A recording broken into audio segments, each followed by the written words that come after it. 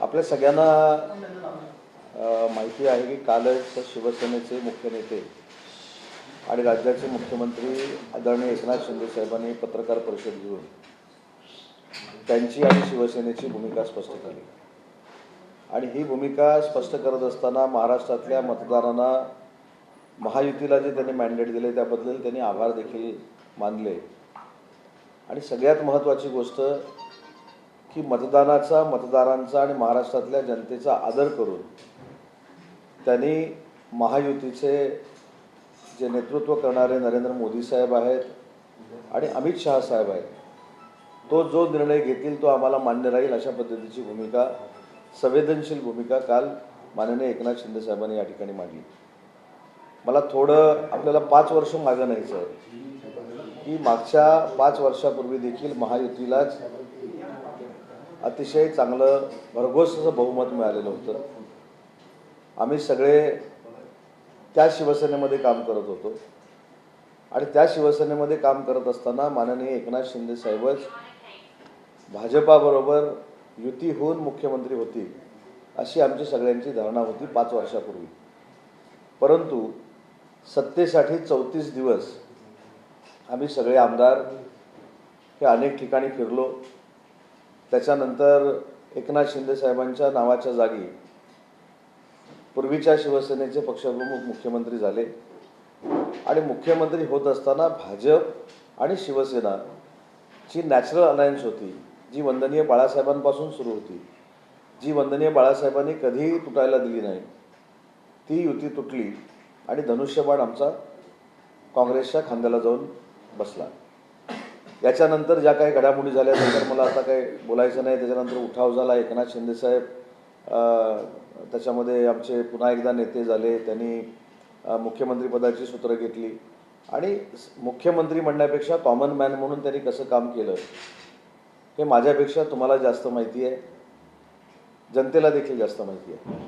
परंतु कायमस्वरूपी काही जे टीका टिप्पणी करतात त्यांना मला या पत्रकार परिषदेतून सांगायचं आहे की संवेदनशील, भावनाप्रधान आणि वंदनीय बाळासाहेबांचा वारसा पुढे नेणारा सच्चा आणि कडवट शिवसैनिक काय असतो हे काल एकनाथ शिंदे साहेबांनी पूर्ण महाराष्ट्राला, पूर्ण देशाला दाखवून दिलेलं आहे।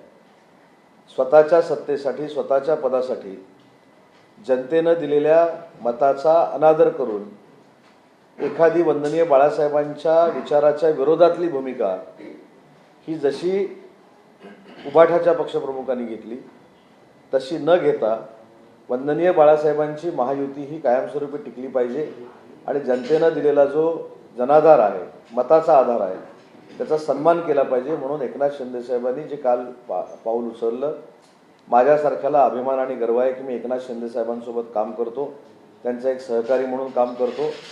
म्हणून आम्ही वारंवार सांगितलेलं आहे की आमच्या राजकीय जीवनातले निर्णय घेण्याचे अधिकार देखील अशा आम्ही संवेदनशील माणसाला दिलेले आहेत की तो सर्वसामान्य माणसांचा, मतदारांचा, जनतेचा विचार करतो।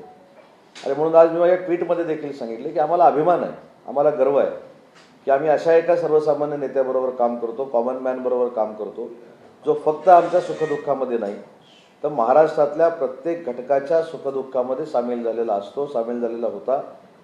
आणि अशा व्यक्तीनं महाराष्ट्राचं नेतृत्व करावं हे जनतेचं म्हणणं असताना देखील माननीय नरेंद्र मोदी आणि अमित शहा साहेब जो निर्णय घेतील तो मला मान्य राहील असं सांगणारं नेतृत्व हे मला असं वाटतं क्वचितच राजकारणामध्ये असतं, दुर्मिळ असतं आणि ते एकनाथ शिंदे साहेबांनी दाखवून दिलं आहे। आणि त्यांनी उल्लेख देखील हा केला, कारण केलेल्या पाठिंब्याचा किंवा दिलेल्या पाठिंब्याचा उल्लेख सहसा राजकारणामध्ये होत नाही, हे तुम्ही 2019ला बघितलेलं आहे। परंतु कालच्या पत्रकार परिषदेमध्ये 2 महत्त्वाच्या गोष्टी त्यांनी सांगितल्या की नाराज होऊन रडायचं नसतं, लढायचं असतं। मी महाराष्ट्राच्या जनतेबरोबर जोपर्यंत राजकीय जीवनामध्ये काम करतोय तोपर्यंत महाराष्ट्राच्या जनतेची सेवा करणार आहे। आणि दुसरं त्यांनी सांगितलं, त्याबद्दल देखील मला आमच्या सगळ्या आमदारांच्या वतीनं, शिवसैनिकांच्या वतीनं त्यांना धन्यवाद द्यायचे की दिलेल्या पाठिंब्याला समर्थन करणं किंवा दिलेल्या पाठिंब्याची जाण ठेवून ते कोट्यावधी जनतेसमोर मांडणं हा देखील काल एकनाथ शिंदे साहेबांचा स्वभाव अख्ख्या देशानं बघितला। त्याच्यामध्ये त्यांनी सांगितले की माननीय नरेंद्र मोदी साहेबांनी, अमित शहा साहेबांनी आणि भाजपाच्या सगळेच नेत्यांनी, म्हणजे देवेंद्रजी असतील, सगळे असतील, यांनी मला समर्थन केलेलं होतं. आणि अशा वेळी कुठेही आडकाठी न करता त्यांना निर्णय घ्यायला मुभा देणं, मोकळीक देणं हा राजकारणातला एक सुसंस्कृतपणा आहे. आणि तो पुन्हा एकदा एकनाथ शिंदे साहेबांनी दाखवला आणि त्याचं ॲप्रिशिएशन अख्ख्या महाराष्ट्रानं नाही तर देशानं केलेलं आहे. मला भाजपाच्या नेत्यांना देखील मनापासून धन्यवाद दिले पाहिजेत की पत्रकार परिषद झाल्यानंतर त्यांनी तात्काळ माननीय एकनाथ शिंदे साहेबांच्या नेतृत्वामुळं 2.5 वर्षामध्ये काय काय घडलं याचा उहापोह केला. स्वतः देवेंद्रजींनी देखील या सगळ्या गोष्टीचं कौतुक केलं. आणि हे देखील सगळ्यांना आता मान्य झालेलं आहे की जे नरेंद्र मोदी साहेब आणि अमित शहा साहेब जे निर्णय घेतील ते मान्य राहतील शिवसेनेला, असं स्वतः एकनाथ शिंदे साहेबांनी सांगितल्यामुळं विरोधकांना जे काही पाहिजे होतं त्या विरोधकांची कोलीकोई जी काही सुरू होती ती पूर्णतः थांबलेली आहे. आणि म्हणून काल जे मी सांगितलं ते पुन्हा एकदा सांगतो की ज्या महाविकास आघाडीला विरोधी पक्षनेता बनवता येत नाही एवढं सुद्धा आमदारांचं संख्याबळ महाराष्ट्राच्या जनतेनं त्यांना दिलं नाही. त्यांनी सारखं सारखं आता एकनाथ शिंदे साहेबांवर बोलणं, बदनामी करणं थांबवलं पाहिजे. कारण तुम्ही कितीही जरी बोलला तरी एकनाथ शिंदे साहेबांचं नेतृत्व सर्वमान्य आहे हे महाराष्ट्राच्या जनतेनं दाखवून दिलं आहे. म्हणून तरी आता शांत बसणं गरजेचं आहे आणि स्वतः आत्मचिंतन आणि आत्मपरीक्षण महाविकास आघाडीच्या सगळ्या पदाधिकाऱ्यांनी करावं ही माझी त्यांना विनंती आहे. मी जे परवा रात्री सांगितलं ते पुन्हा एकदा ठामपणानं सांगतो की ज्या दिवशी हे निकाल लागले त्या रात्रीपासूनच काही महाविकास आघाडीचे आमदार हे माननीय एकनाथ शिंदे साहेबांच्या संपर्कात आहे. हे पुन्हा एकदा ठामपणानं अंडरलाईन मी करून सांगतो. सरकार स्थापन झाल्यानंतर याची प्रचिती महाराष्ट्राच्या जनतेला येईल. आणि म्हणून या पत्रकार परिषदेद्वारे मला एवढंच सांगायचं आहे की या महाराष्ट्रानं संवेदनशील, भावनाप्रधान, लोकांमध्ये जाऊन काम करणारा, मुख्यमंत्र्याची केबिन ही माझी नाही तर ती सर्वसामान्यांची आहे हे सांगणारा, वर्षा बंगला हा माझा नाही तर महाराष्ट्रातल्या जनतेचा आहे सांगणारा मुख्यमंत्री महाराष्ट्रानं बघितला. आणि त्या व्यक्तीचं मन केवढं मोठं आहे हे देखील महाराष्ट्रानं बघितलं. आणि म्हणून विरोधकांनी कुठंतरी स्वतःच्या पराभवाचं आत्मचिंतन करावं आणि विरोधी पक्षनेता होऊ शकत नाही याचं आत्मचिंतन करावं हा माझा त्यांना सल्ला आहे. भव्याचे काही आमदार तुम्ही म्हटलं की संपर्कात आहेत एकनाथ शिंदेच्या, म्हणजे तिन्ही पक्षातले की फक्त ठाकरे? मला असं वाटतं की काही गोष्टी ह्या सरकार स्थापन होईपर्यंत आपण थांबवल्या पाहिजेत, त्या सिक्रेट ठेवल्या पाहिजेत, गोपनीय ठेवल्या पाहिजेत, तो सस्पेन्स असाच ठेवला पाहिजे. परंतु कुठच्याही परिस्थितीमध्ये काही आमदार हे एकनाथ शिंदे साहेबांच्या संपर्कात आहेत, भविष्यामध्ये खासदार देखील राहू शकतात असं माझं मत आहे. साहेब, आपण म्हणालात की मोदी शहा निर्णय घेतले ते मान्य, मात्र दुसरीकडे संजय राऊत बहुमत असताना देखील मुख्यमंत्री पद लटकून ठेवलेलं आहे. ह्या जनतेचा कौल नाहीये. या जागी आम्ही असतो तर राष्ट्रपती राजवट लागू केली असते असं कोण म्हणालं? संजय राऊत म्हणतात, टीका करताय. 2019ला महायुतीचं सरकार आल्यानंतर 34 दिवस आम्हाला डांबून ठेवलं होतं. ते कशासाठी ठेवलं होतं ते विसरले काही जनता? मुद्दा असा आहे की आपण ज्यावेळी एखाद्यावर टीका करतो, एखाद्याला बदनाम करण्याचा प्रयत्न करतो, आपला TRP टिकवण्याचा प्रयत्न करतो, त्याचवेळी हे देखील आपण आत्मचिंतन केलं पाहिजे की मागच्या 5 वर्षापूर्वी जे सरकार आलं होतं ते भाजप आणि शिवसेनेचंच आलं होतं, बरोबर आहे? मग त्यावेळी का 2 दिवसात 4 दिवसामध्ये सरकार स्थापन झालं नाही? त्या दिवशी त्यावेळेला 34 दिवस का लागले? त्यामुळे त्याचं देखील आत्मचिंतन करावं. आणि मला असं वाटतं की उगाच टीका करण्यापेक्षा आपल्या पदरी जे पडलेलं आहे त्याचं आत्मचिंतन करावं. बाळासाहेबांचं नाव संजय राऊत म्हणतायत पक्षाचे निर्णय मोदी शहाना घ्यायला लावता, तर त्यांनी बाळासाहेबांचं नाव घेऊ नये असं देखील म्हणतायत. ज्या काँग्रेसच्या नेत्यांनी दसरा मेळाव्यामध्ये हिंदू हृदयसम्राट बाळासाहेब ठाकरे असा उल्लेख करू नका म्हणून सांगितल्यानंतर देशभक्त बंधू भगिनी हा उल्लेख झाला, त्यांनी आम्हाला सांगण्याची अजिबात आवश्यकता नाही. खऱ्या अर्थानं वंदनीय बाळासाहेबांचा विचार, वारसा हे एकनाथ शिंदे साहेब पुढे घेऊन जातात आणि त्याची प्रचिती काल पूर्ण देशाला आलेली आहे. सर, आज सकाळी विनोद तावडे आणि अमित शहा यांच्यामध्ये बैठक झाली दिल्लीमध्ये आणि त्यामध्ये अशी माहिती मिळते की त्यामध्ये महाराष्ट्राचा मुख्यमंत्री हा मराठा चेहरा असावा अशा पद्धतीची चर्चा झाल्याची माहिती मिळते. नेमकं मराठा मुख्यमंत्री असल्याचे काय फायदे महाराष्ट्राला? मला असं वाटतं की विनोदजी अमित शहा साहेबांना भेटले हा त्यांचा पक्षाचा किंवा वैयक्तिक प्रश्न आहे, त्याच्यावर मी बोलणं योग्य नाही. शिवसेना म्हणून मुख्य नेते एकनाथ शिंदे साहेबांनी आमची भूमिका स्पष्ट केलेली आहे आणि फक्त ही पत्रकार परिषद मी एवढ्यासाठीच घेतलेली आहे की विरोधक ज्या पद्धतीनं फेक नरेटिव्ह सेट करण्याचा प्रयत्न करत होते त्याला तिलांजली मिळालेली आहे. आता मी 3 दिवस सारखा जो उल्लेख करतो की गिरे तो भी टांग उपर अशा आविर्भावामध्ये कोणी राहू नये. आपले 20, 16, 10 जे काय आहेत ते सांभाळावे. ज्या लोकांनी सरकार स्थापन करण्यासाठी 34 दिवस दीड महिना लावला आणि काँग्रेससाठी अनेक वेळा दिल्लीमध्ये गेले, त्यांनी दिल्लीच्या गोष्टी आम्हाला सांगण्याची आवश्यकता नाही. एकनाथ शिंदे साहेबांच्या नेतृत्वाखाली वंदनीय बाळासाहेबांच्या विचाराचा शिवसेना हा पक्ष त्यांच्याच नेतृत्वाखाली चालतो. आम्ही महाराष्ट्रामध्येच निर्णय घेतो, परंतु महायुती असल्यामुळं काही लोक जसा धनुष्यबाण काँग्रेसकडे दिल्लीला नेऊन ठेवलेला त्यांनी होता तो आम्ही आणला. तशासाठी काय एकनाथ शिंदे साहेब दिल्लीमध्ये जात नाही. शेवटी नरेंद्र मोदी साहेब हे देशाचे पंतप्रधान आहेत, अमित शहा साहेब हे देखील मंत्री महोदय आहेत आणि या महायुतीचे नेते आहेत. त्याच्यामुळे दिल्लीमध्ये सरकार स्थापन करण्यासाठी चर्चा करणं हे अयोग्य नाही. परंतु ज्या राहुल गांधींनी स्वातंत्र्यवीर सावरकरांवर टीका केली, ज्या वंदनीय बाळासाहेबांनी स्वातंत्र्यवीर सावरकरांचा कायमस्वरूपी आदर केला, त्या स्वातंत्र्यवीर सावरकरांवर टीका झाल्यानंतर जे बोलू शकत नाही त्यांनी आम्हाला सल्ला द्यायची आवश्यकता. सर, फॉर्म्युला ठरलाय का? काही फॉर्म्युला खाते वाटपाचा फॉर्म्युला ठरलाय का? फॉर्म्युल्याची मला असं वाटतं की फॉर्म्युल्याची चर्चा मला अजिबात करण्याची आवश्यकता नाही. आम्ही सगळे अधिकार आमच्या अपक्ष आमदारांसहित, मित्रपक्षासहित आणि शिवसेनेच्या आमदारांनी माननीय एकनाथ शिंदे साहेबांना दिलेले आहेत आणि एकनाथ शिंदे साहेब जो निर्णय घेतील तो आम्हाला अभिमान आहे आणि तो आम्हाला मान्य आहे. म्हणून मगाशी मी सांगितलं की आम्ही सांगताना आमच्या नेतृत्वावर आमचा विश्वास आहे आणि त्या नेतृत्वाबद्दल आम्हाला गर्व आणि अभिमान आहे. मी स्पष्ट सांगितलं. मुख्यमंत्री एकनाथ शिंदे यांच्या चेहऱ्यावर लढवली गेली, एवढं ही निवडणूक मुख्यमंत्री एकनाथ शिंदे यांच्या चेहऱ्यावर लढवली गेली, इतकं यश मिळालं, लाडकी बहीण असू दे किंवा इतर योजनांच्या माध्यमातून, तरी देखील मुख्यमंत्रीपद दिलं जात नाही. हा कुठेतरी अन्याय वाटतो का तुम्हाला? महायुतीनं ही निवडणूक लढवलेली होती. शेवटी न्याय अन्यायाकडे बघण्यापेक्षा माझ्या नेत्यांनी काय केलंय, माझ्या नेत्यांनी कशा पद्धतीनं या सगळ्या महायुतीला प्रेझेंट केलंय, कशा पद्धतीनं सत्ता आल्यानंतर ते वागले, याच्यावर देखील आमच्या पक्षाचं भवितव्य अवलंबून असतं. आजही आमच्या प्रत्येक शिवसैनिकाची भूमिका तुम्ही जे सांगताय तीच आहे. परंतु मुख्य नेते एकनाथ शिंदे साहेबांनी मतदारांच्या मतदानाचा आदर करून जो रिस्पेक्ट नरेंद्र मोदी साहेबांना आणि अमित शहा साहेबांना दिलेला आहे हे देखील देशाच्या राजकारणामध्ये पहिल्यांदा घडलेलं आहे. शिंदे पवार 2019 मध्ये शिंदे पवार महाराष्ट्राच्या मराठी होने के बाद हिंदी करतो. मराठी होने संजय राऊत म्हणतायत महायुतीत जरी शिवसेना असली तरी शिवसेनेला निर्णय घेण्याबाबत त्यांच्याकडे अधिकार राहणार नाही आणि ते बॅगेज म्हणतात. शिंदे आणि अजित पवार हे भाजपसाठी बॅगेज आहे, त्यांनाही तोडून स्वतःसोबत घेऊ शकतात. ज्या 20 आमदार असलेल्या शिवसेनेची काँग्रेस झालेली आहे, काँग्रेसच्या आदेशावर जी उभाठा शिवसेना चालते त्यांच्या कुठच्याही नेत्याने आमच्या नेत्याला मार्गदर्शन करण्याची आवश्यकता नाही.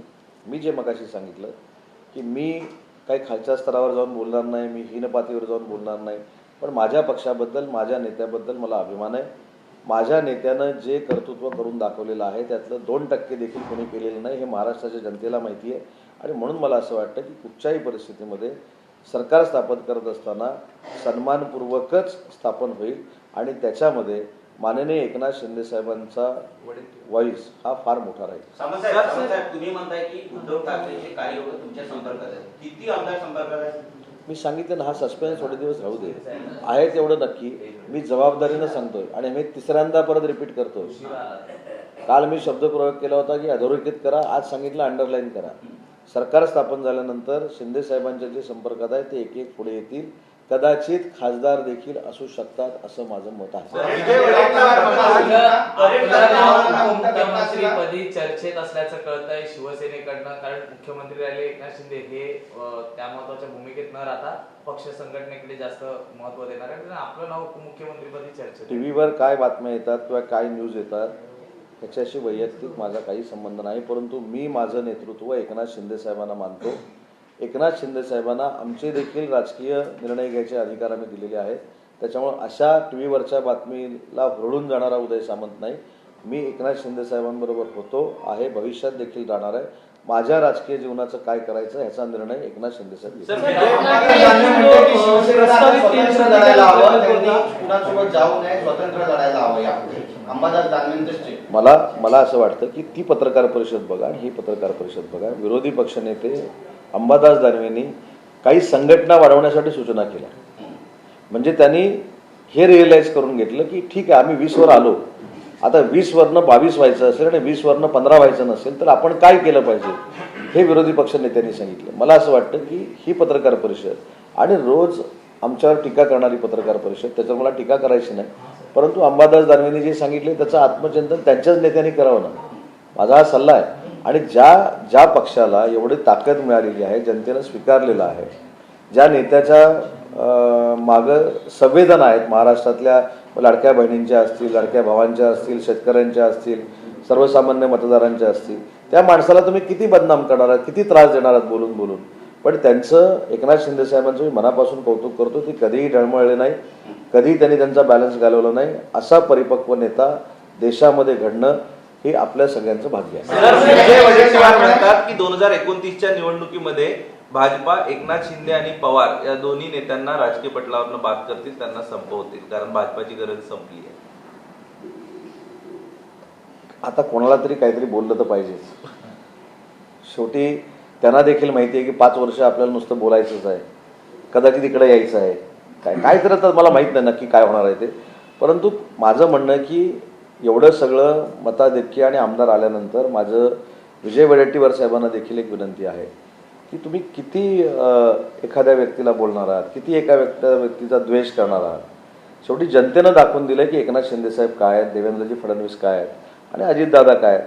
तुम्ही एखाद्या व्यक्तीला टार्गेट करून, बरं तुम्ही सगळे ज्यावेळी शिंदे साहेबांना भेटता तेव्हा शिंदे साहेबांवर एवढी स्तुती तुम्हाला उधळता की फक्त आम्हाला पत्रकार परिषदेमध्ये हे बोलावं लागतं हे तुम्ही सांगता. त्याच्यामुळे मला असं वाटतं की अशा पद्धतीचं राजकारण करू नये. 5 वर्ष तुम्हाला आता हेच करायचं, 5 वर्ष नाही, मला तर असं वाटतं की भविष्यात 25 वर्ष त्यांना हेच करायचं आहे. त्याच्यामुळं तिकडे राहिले तर नाही, इकडे आलं तर काय प्रश्नच नाही, तर तिकडे राहिले तर हेच करायचं. त्याच्यामुळं माझी सगळ्याच नेते मंडळींना विनंती आहे, एखादा संवेदनशील सहनशील नेता सगळंच ऐकून घेतो, त्याच्या कार्यकर्त्यांचा उद्रेक होऊ नये याची मात्र दक्षता त्यांनी घ्यावी.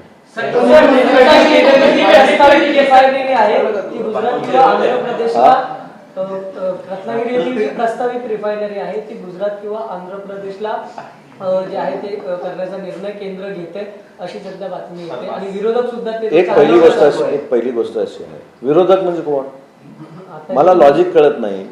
विरोधक आता जर रिफायनरी गेली असं तुमच्या म्हणणं मला माहित नाही, तुम्ही सांगताय त्याच्यावर तेच म्हणलं सर, तुमचा आदर ठेवून बोलतो. विरोधक बातमी असेल, त्या बातमीनुसार ते म्हणणं खरं असेल असं जर तुमचं म्हणणं आहे तर ते परत कसं काय टीका करू शकतात. रिफायनरी पहिली पाहिजे म्हणून कोणी सांगितली, त्यांनीच. परत रिफायनरी नको म्हणून कोणी सांगितली, त्यांनीच. त्यांचे पूर्वीचे माजी आमदार म्हणतात रिफायनरी आली तर बेरोजगारी मिळेल, त्यांचे माजी खासदार म्हणतात की रिफायनरी नको.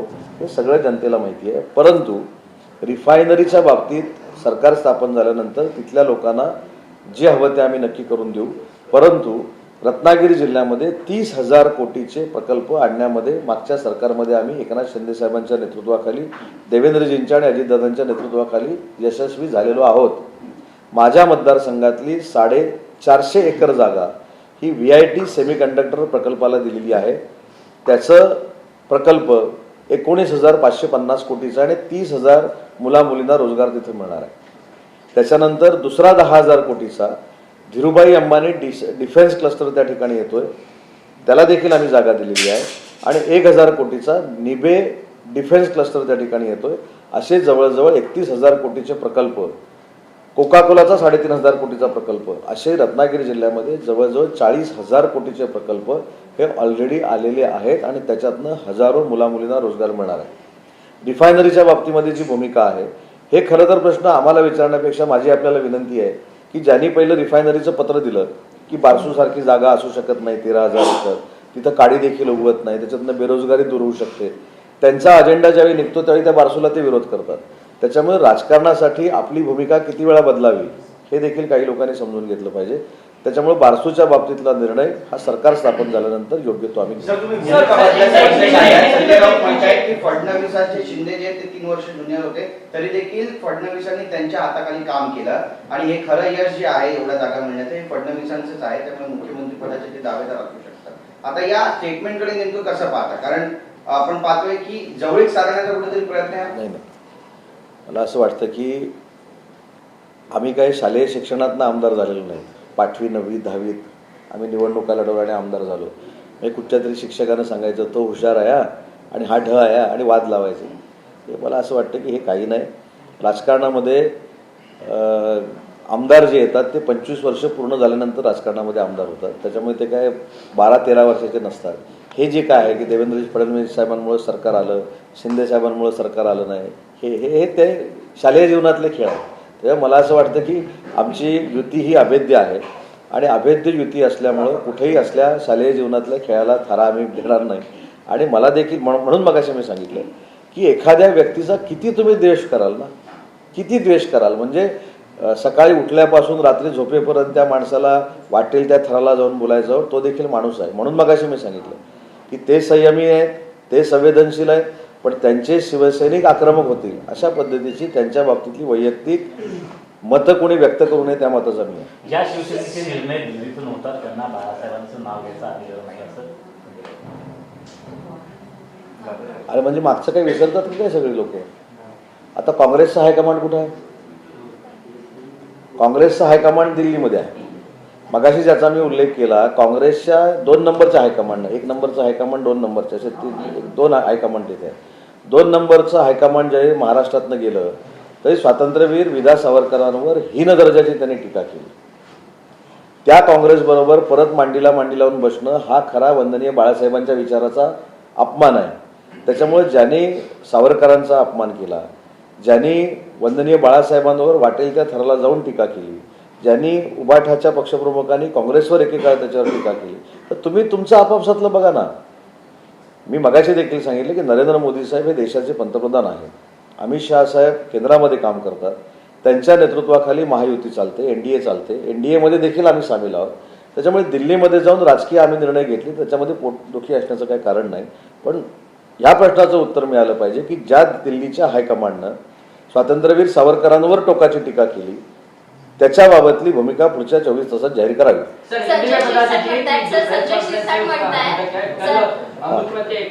मराठी पूर्ण करूया का?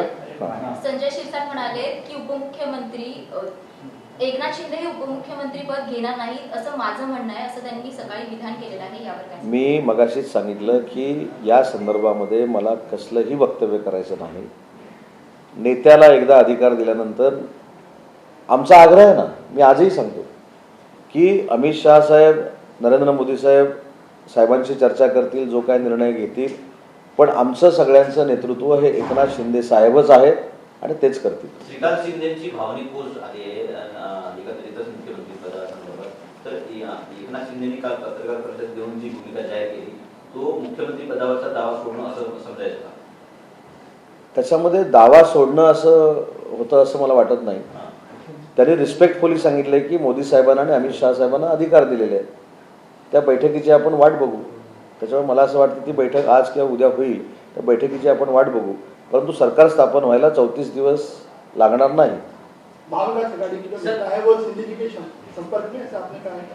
नहीं, मैंने ये 2 दिन पहले भी बोला था कि जब रिजल्ट का डिक्लेरेशन हुआ तब से ही महाविकास आघाड़ी के कुछ MLA माननीय शिंदे साहब के संपर्क में है, लेकिन हमारी प्रायोरिटी सरकार स्थापन करना है. कल प्रेस कॉन्फ्रेंस लेके हमारे नेता कितने संवेदनशील है उन्होंने देश को दिखाया है. और सरकार स्थापन होने के बाद ये जो आप बोल रहे हैं कि कितने हमारे संपर्क में हैं, कितने हमारे संपर्क में नहीं है, वो आपको पता चलेगा. सर, सवाल यही है ना कि जो चुनाव है वो मुख्यमंत्री के चेहरे पे लड़ा गया. लाडली बहन योजना जो है वो आप लोगों के लिए बहुत ही कामयाब साबित हुई. तो सवाल ये कि जब चेहरे पे एकनाथ शिंदे के चेहरे पे चुनाव लड़ा गया तो मुख्यमंत्री के रेस से खुद को अलग किया जाना कितना? एक बात ऐसी है कि खुद भाजपा के जो नेता है, उन्होंने, महाराष्ट्र के जो नेता है, उन्होंने भी ऐसा कहा है कि एकनाथ शिंदे साहब के नेतृत्व में ही महायुति का चुनाव लड़ा गया. लेकिन खुद एकनाथ शिंदे साहब ने आके जो 5 बरस पहले हुआ था, आपको पता आहे मेरे ख्याल से 34 डेज त्याला ओलीस असणं असं म्हणतात काय हमको रखा था होटल में, वो तो नौबत नहीं आए। हमने जो एमएलए लोगों को बुलाया था वो गठनेता चुनने के लिए बुलाया था और वो अभी हम हर एक के मतदार संघ में गए हैं, लेकिन हमने पूरा अधिकार एकनाथ शिंदे साहब को दिया है और एकनाथ शिंदे साहब जो कुछ फाइनल करेंगे उसका समर्थन हमारे सब एमएलए और शिवसेना करेगी। विपक्ष का तंज कस रहा है कि एकनाथ शिंदे की उपयोगिता खत्म हो गई है और ये बात अब जल्द से जल्द जो है अजीत पवार को भी पता चलेगी। नहीं, अभी खुद के हाथ में कुछ बचा नहीं है, इसलिए अभी अजीत पवार साहब के बारे में कहना, शिंदे साहब के बारे में कहना। मैंने ये भी बोला है कि इतना संवेदनशील आदमी रहने के बाद भी उसके ऊपर हर बार जो टीका टिप्पणी होती है, इससे उन्होंने सब कार्यकर्ता लोगों को बोला है कि संयम रखो, लेकिन संयम रखने के लिए जो महाविकास आघाड़ी के नेतागण हैं उन्होंने भी संयम से बोलना चाहिए, नहीं तो आगे जाके हमारा शिवसैनिक आक्रामक हो जाएगा। उद्धव ठाकरे को दबाव है, उद्धव ठाकरे को दबाव है अपने पार्टी के नेताओं का कि वो एमपी छोड़ दें, तो उसके ऊपर नहीं, ये बराबर है, तो उसके ऊपर प्रेस कॉन्फ्रेंस होनी चाहिए ना। हर बार एकनाथ शिंदे साहब को टारगेट करना, देवेंद्र जी को टारगेट करना, अजीत दादा को टारगेट करना, ये अच्छी बात नहीं है। हर एक दिन एकनाथ शिंदे साहब के बारे में बदनामी कारक बोलना, उनको क्रिटिसाइज करना। महाराष्ट्र की जनता ने और मतदार लोगों ने दिखाया है कि एकनाथ शिंदे साहब का पॉलिटिकल पोटेंशियल क्या है, वो क्या है, वो कितने पॉपुलर है, तो महाराष्ट्र की जनता ने दिखाया, तो अभी तो चुप बैठना चाहिए। सर, क्या उद्धव ठाकरे गुट अगर अलग होता है तो उन्हें पालिका में कोई लाभ होगा उससे? मुंबई महानगर पालिका में भी महायुति की ही सत्ता आएगी। विनोद तावड़े की मुलाकात हुई अमित शाह से, इस बीच तमाम जो चर्चे है और मराठा चेहरा के तौर पर उन्हें देखा है, किस तरीके से ये तो उनकी पर्सनल विजिट रहेगी, बीजेपी की विजिट अगर है वो तो वो बता सकते हैं कि वो उस विजिट में क्या हो गया। उसके ऊपर बात करना अच्छी बात नहीं है मेरे जैसे महाराष्ट्र के लीडर ने। हम एक ही करते हैं कि कल जो पत्रकार परिषद साहब ने ली है, एकनाथ शिंदे साहब ने ली है, उसके बारे में ये पत्रकार परिषद मैंने ली थी और उनके साथ पूरी शिवसेना और पूरे एमएलए हम उनके साथ हैं। इस बार लीडर ऑफ अपोजिशन पे नहीं होगा? अभी तो ऐसा वो रूल्स एंड रेगुलेशंस में है ना, मुझको पता नहीं। 28 प्लस अगर रहेगा तो विरोधी पक्ष नेता होगा, बराबर है? 29 नहीं, 28 प्लस 28 प्लस अगर 28 और 28 प्लस अगर होता है तो मैं यही बोल रहा हूँ पहले से कि उसमें ध्यान दीजिए ना। आप 28 तक भी नहीं पहुंचे, उसके अभी देखो ईवीएम के बारे में बोले, झारखंड में ईवीएम अच्छा है, महाराष्ट्र में अच्छा नहीं है। जब एमपी का इलेक्शन हो गया था तब ईवीएम अच्छा था, अभी जो एमपी चुन के आया वहाँ ईवीएम अच्छा है। और जब ये ऐसा उनके अपोज में कुछ जाता है तब ईवीएम अच्छा नहीं है, न्यायालय अच्छा नहीं है, संस्था अच्छा नहीं है, गवर्नमेंट अच्छी नहीं है। ये मेरे ख्याल से उनके जो कार्यकर्ता बचे हुए हैं, एमएलए बचे हुए हैं, उनको मॉरल सपोर्ट देने की एक राजनीति है। कांग्रेस ने ये कल कहा, महाराष्ट्र कांग्रेस ने ये कल कहा कि वो बैलेट पेपर पर चुनाव कराया जाए, इसको लेकर सिग्नेचर कैंपेन चलाएंगे राज्य स्तर पर और केंद्रीय स्तर पर भी राहुल गांधी भारत जोड़ो यात्रा के तर्ज पर यात्रा निकालेंगे वापिस। हाँ, क्योंकि बैलेट पेपर पर चुनाव कराया जाए। फिर एक बार भारत जोड़ो, फिर एक बार भारत जोड़ो। अभी देखो, अभी मेरे ख्याल से ये आज के दिन का बहुत बड़ा जोक है कि ईवीएम के लिए हम आंदोलन करेंगे। मेरे ख्याल से 2 दिन पहले कोई सुप्रीम कोर्ट में गए थे, बराबर है ना? सुप्रीम कोर्ट में गए थे और सुप्रीम कोर्ट ने डायरेक्टली बोला है कि ईवीएम कैंसिल करके बैलेट लेना ये उचित नहीं है, क्योंकि जब आपके तरफ से रिजल्ट लगता है तो ईवीएम अच्छा है और आपकी तरफ से ईवीएम रिजल्ट नहीं लगता तो ईवीएम गलत है। ये मैंने नहीं बोला है, ये सुप्रीम कोर्ट ने मेरे ख्याल से बोला है। तो अभी सुप्रीम कोर्ट का निकाल होने के बाद भी अगर अपने कार्यकर्ताओं को मॉरल देने के लिए ऐसा कोई आंदोलन हो रहा है तो उनको हमारी शुभेच्छा है।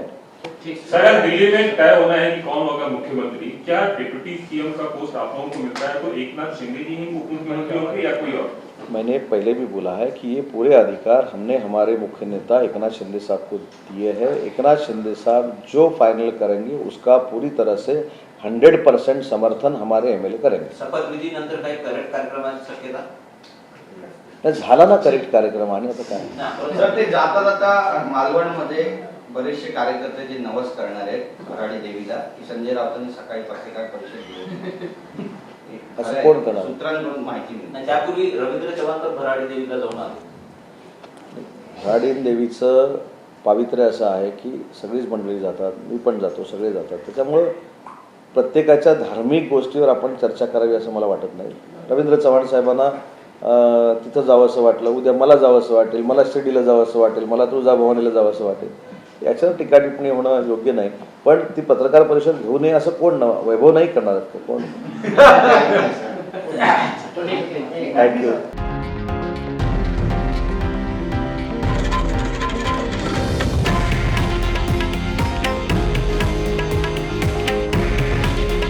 हे आहे देशातील नंबर 1 न्यूज नेटवर्क आणि आपण पाहत आहात TV9 मराठी.